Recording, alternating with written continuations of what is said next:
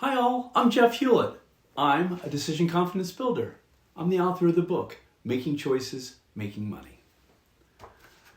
This is the third vidcast of our budgeting and financial planning series of the month.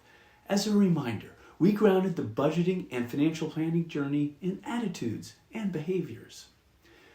So this is the short version of my approach to wealth building. If you can implement these, you will build wealth. So this is called the MTP.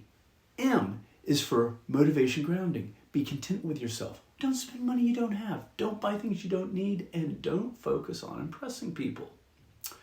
So T is for time frame setting. Have a long-term focus. And long-term is not 2 or 3 years. Wealth and security are built over decades, not months. And then finally, P is for process implementing. Save, invest, evaluate, rebalance, and repeat. Today, we're going to dig into the M, or the motivation part of the MTP. It is the attitude and approach called pay yourself first. There's a bit of psychology to this aphorism. Here's the thing.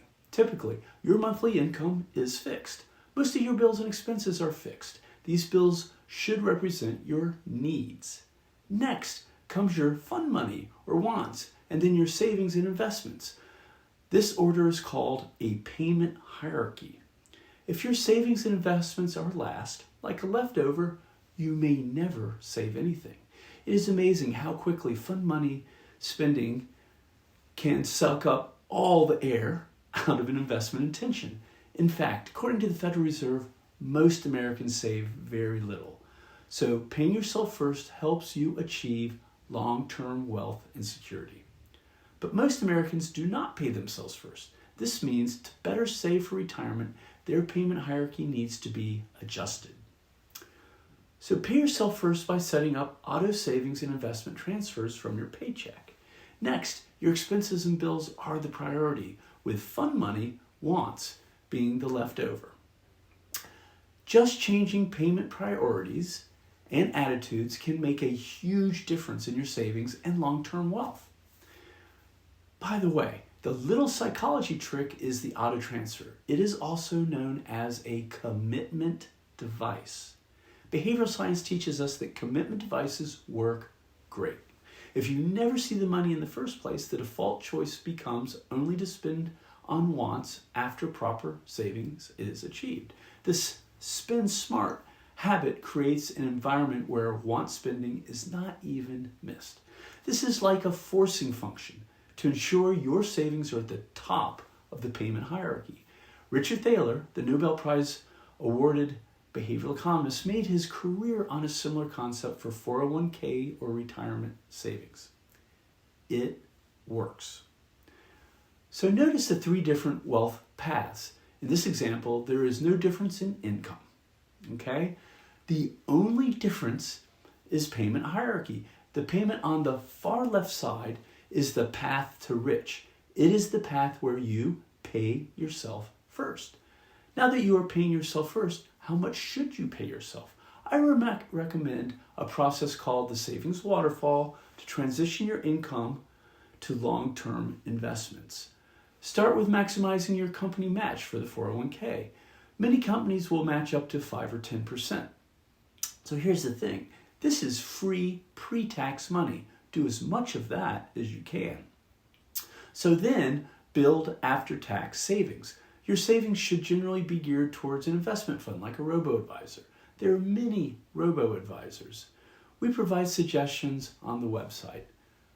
Choose a robo-advisor with an auto transfer. I would save and invest 10 to 20% after tax or even more if you can.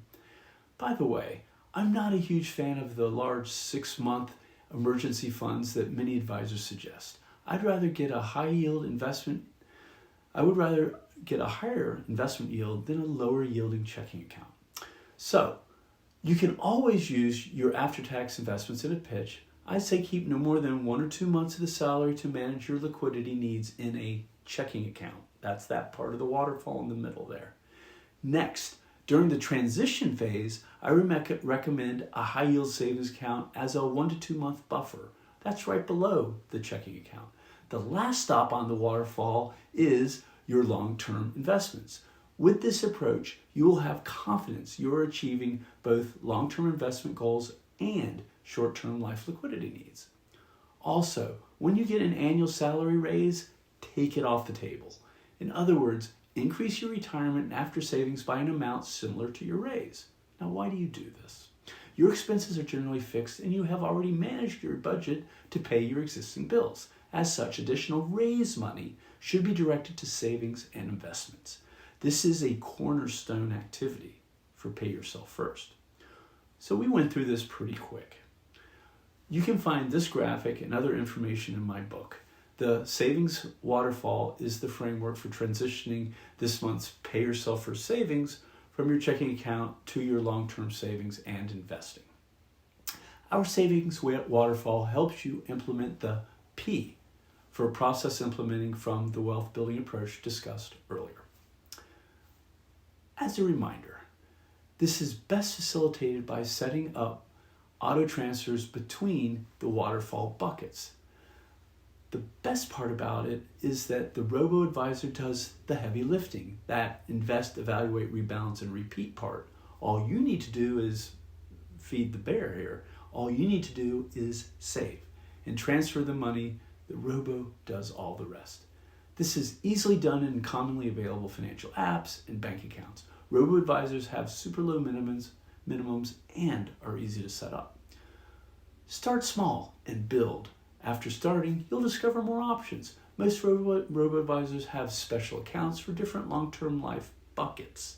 So think of these as accounts such as a college savings, like a 529 plan, or different IRAs, like a Roth IRA, target date investing accounts for specific needs, and there's many others.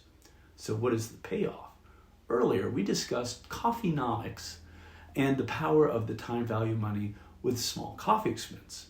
So the Pay Yourself First pathways are significantly more meaningful.